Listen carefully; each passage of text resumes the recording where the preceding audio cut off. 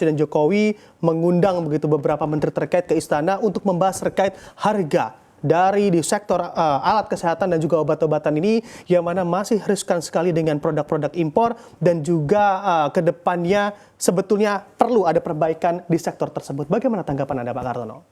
Ya, tentunya seperti kita ketahui kebijakan pemerintah dalam memprioritaskan produk dalam negeri sudah berjalan dan juga sudah dieksekusi dengan baik.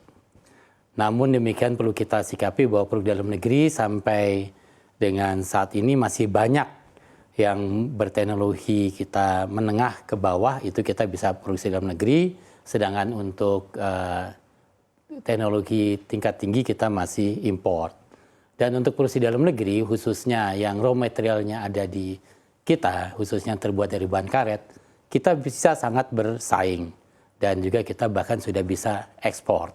Jadi kita tentunya apa yang kita memilikinya kita bisa baik. Tapi kalau kita keterbatasan dari sumber daya, itu yang akan menjadi mahal.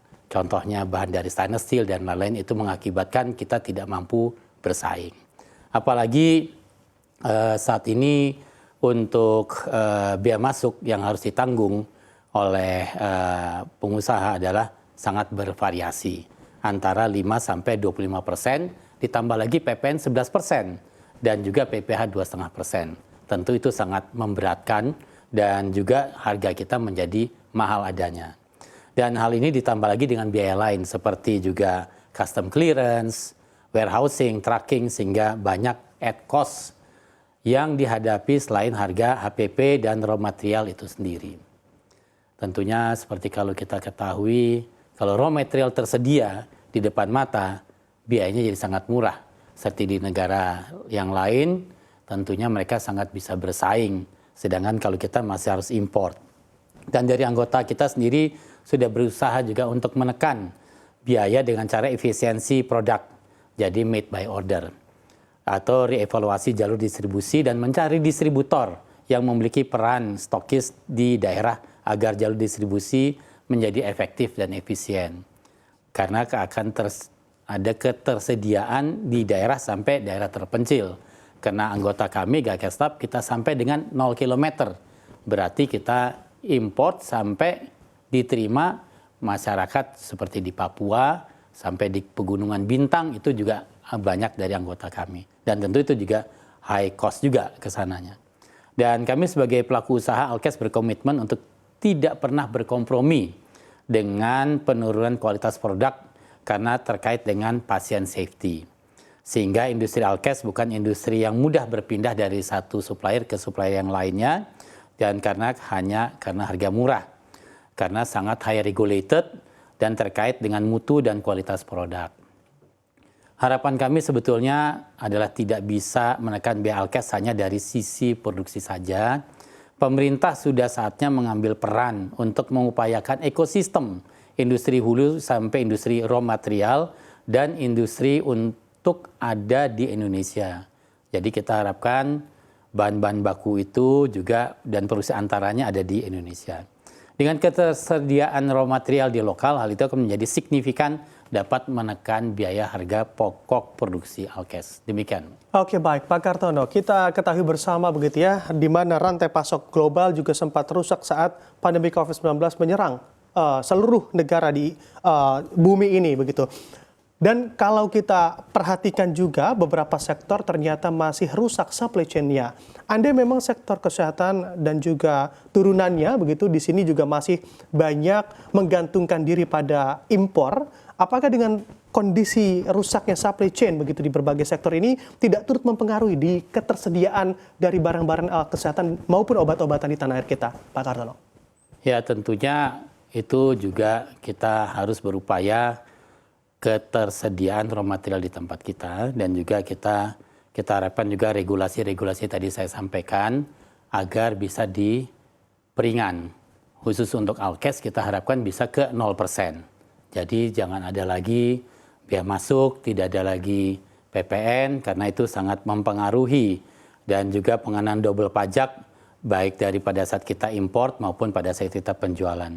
Dan penerapan kebijakan memprioritaskan produksi dalam negeri untuk produk yang sudah dapat diproduksi dan kapasitasnya memenuhi kebutuhan nasional serta konsistensi menggunakan produk yang telah memiliki nomor izin edar dari Kemenkes untuk produk-produk yang memiliki risiko tinggi. Pemerintah sebaiknya juga memiliki roadmap peta pengembangan industri yang sejalan dengan kebutuhan pada fasilitas kesehatan. Roadmap pengembangan ini dibuat bersama dengan industri. Hal ini terkait dengan kebijakan pemerintah yang melakukan pemenuhan kebutuhan alat kesehatan melalui pengadaan konsolidasi yang terkadang produk Alkes yang dikonsolidasikan tidak masuk ke dalam roadmap pengembangan yang tadi kita sebutkan. Akhirnya pengembangan produk yang dilakukan di tataran produsen tidak dilakukan secara matang atau driven by market dan bukan driven by research dan technology innovation. Ini tentunya kita harapkan semuanya dari pemerintah ada kebijakan perubahan yang lebih jelas. Demikian. Oke, baik Pak Kartono. Mengamati juga di sektor kesehatan ini standar quality juga perlu dipertimbangkan di sana. Bagaimana juga peran dari Gakeslab untuk melihat dan juga mengamati secara standar alat kesehatan dan juga obat-obatan di negara kita mampu sesuai dengan standar internasional? Terima kasih. Seperti yang kita sampaikan bahwa industri alat kesehatan dan adalah industri yang sangat high regulated. Berbeda dengan produk umum bahwa peredaran produk Alkes memiliki izin registrasi khusus yang dikeluarkan oleh Kemenkes yaitu nomor izin edar atau singkatan NIE. Dalam melakukan registrasi nomor izin edar, Kemenkes mensyaratkan berbagai dokumen yang sangat kompleks dan ketat, mulai dari dokumen legalitas perusahaan sampai dengan dokumen uji produk dari sebuah alat kesehatan, uji laboratorium, dan uji kinerja produk.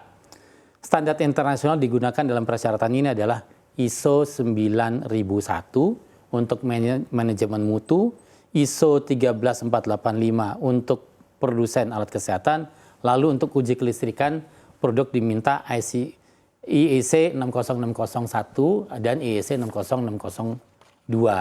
Jadi dengan demikian khusus untuk alat kesehatan dalam negeri saat ini juga dimintakan uji kinerja yang tesnya dilakukan oleh laboratorium milik pemerintah atau BPFK. Sehingga seluruh persyaratan yang diminta oleh Kemenkes sesuai dengan standar international guidance. Dan satu harapan besar kami adalah pemerintah dapat membantu industri Alkes dalam negeri dengan menciptakan ekosistem uji produk alat kesehatan yang lebih lengkap lagi. Dan saat ini belum semua uji produk dapat dilakukan di Indonesia, oleh karenanya kita harus dikirimkan ke beberapa negara lain untuk pengujiannya. Dan tentunya ada beberapa alat kesehatan yang uji klinisnya juga belum dapat dilakukan di Indonesia. Yeah. Dan inilah outputnya karena pengujian yang dilakukan menjadi mahal, menambah biaya yang tinggi, yang berakibatkan harga produk tersebut menjadi tinggi.